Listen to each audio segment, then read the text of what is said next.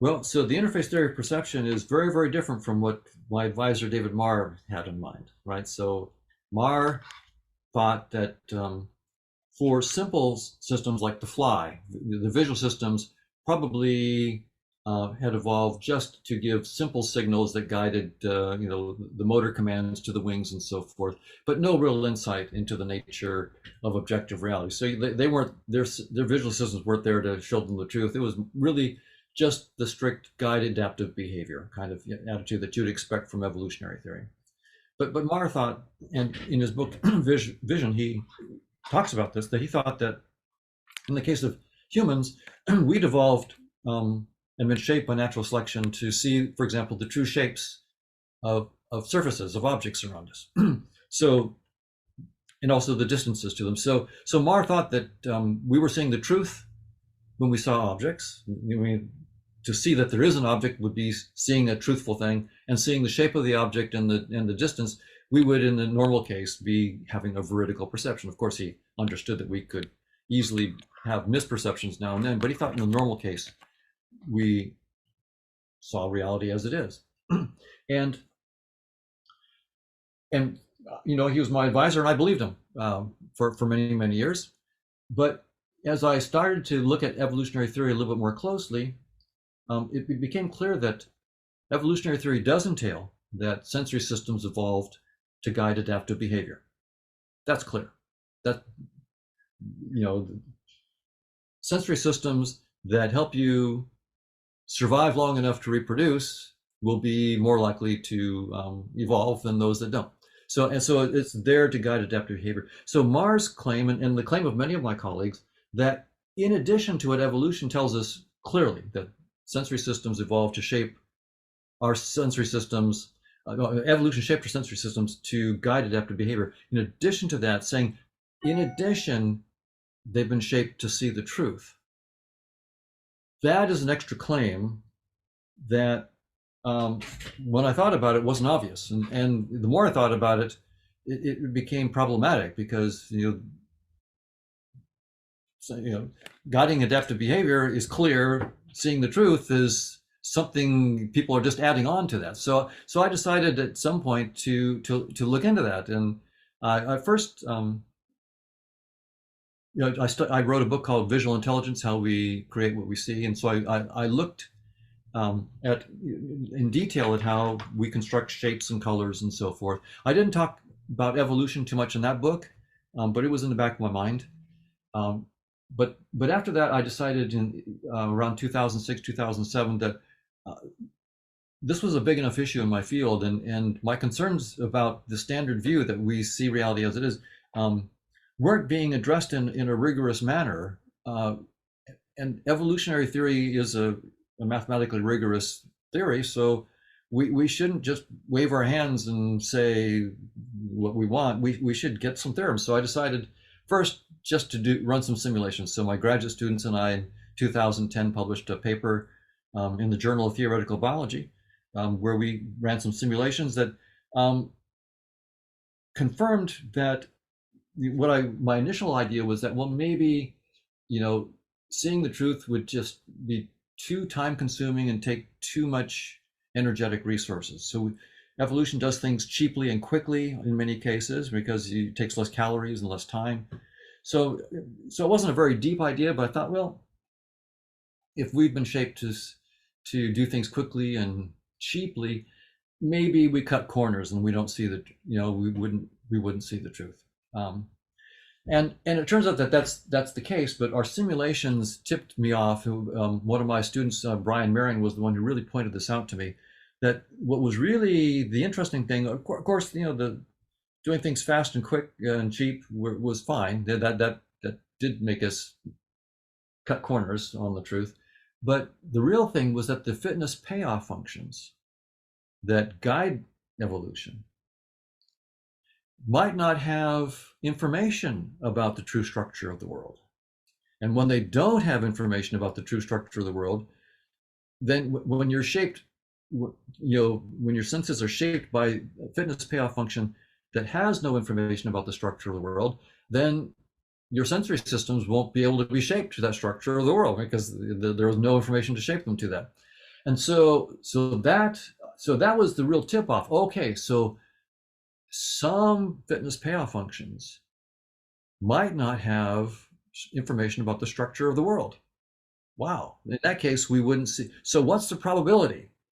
What's the probability that a fitness payoff function that's shaping the sensory system will have information about the structure of the world? And that seemed like a pretty important. So I went and worked with mathematician Chetan Prakash and some other colleagues, Manish Singh, Robert Prentner, Chris Fields, and others.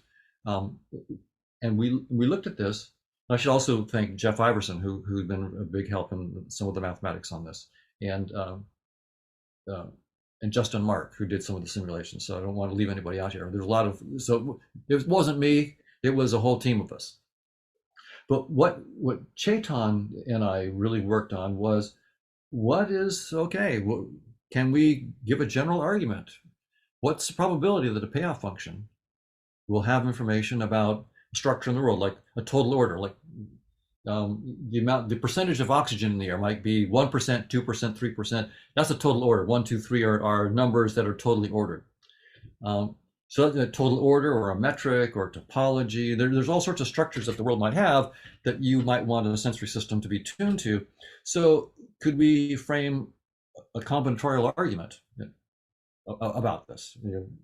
And we did, and it turns out that the evolutionary theory gives us no reason to prefer any one payoff function over another, right? And I should say a payoff function depends on the state of the world, right? Whatever the world might be. It also depends on the organism. But what's good for me is not good for a benthic fish, and vice versa. Being 5,000 meters underwater is really bad for Hoffman. It could be really great for a benthic fish. So the payoff is going to depend on the world and the organism, the state of the organism, whether you're hungry or, for example, or not hungry, and what the action is: feeding, fighting, fleeing, and mating, the famous 4Fs. So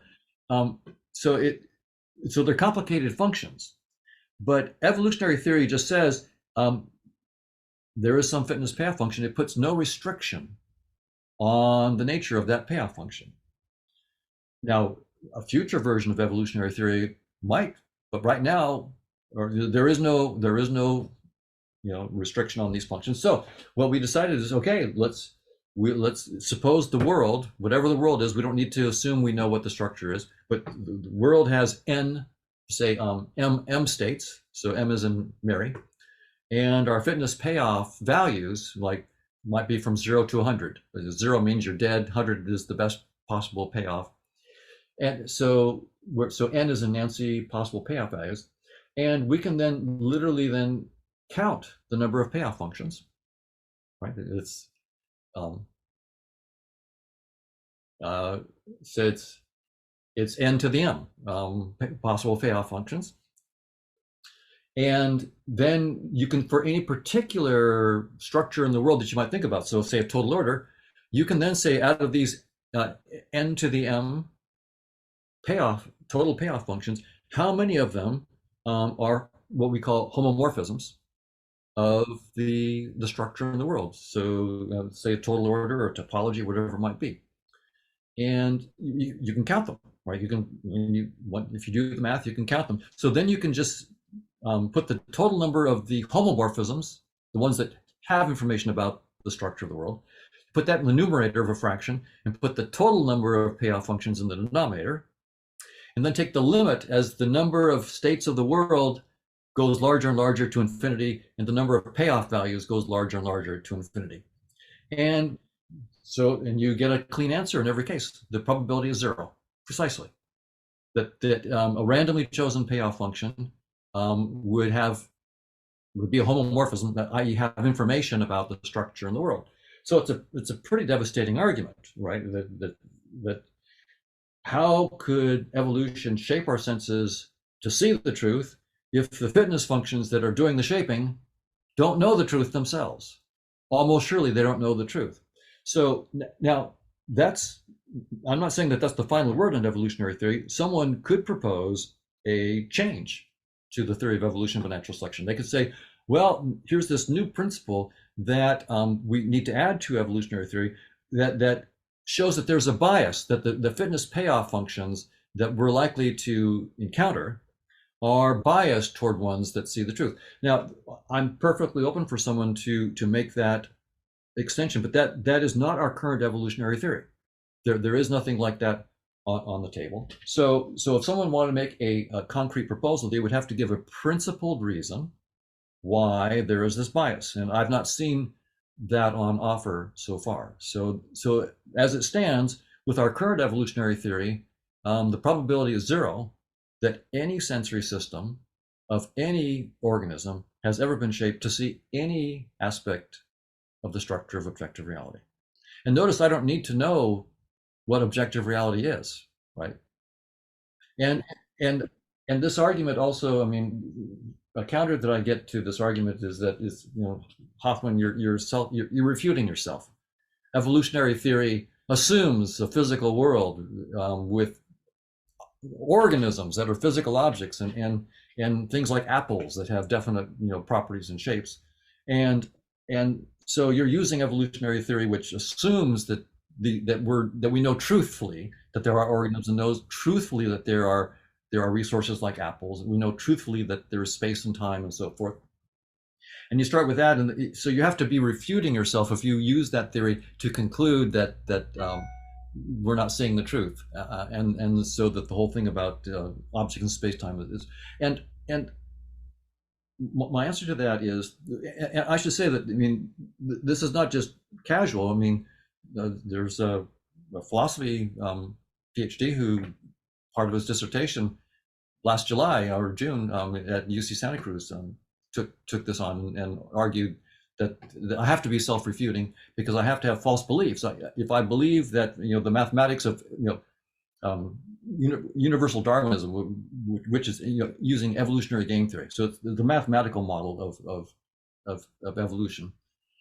If I believe that if I don't believe that is a good model of evolutionary theory, then of course I shouldn't be able to use it to get my conclusion, right? So, but if I do believe that the math is a good model of evolutionary theory, then evolutionary theory is an instance of this mathematics. So it's a good instance of this universal Darwinism.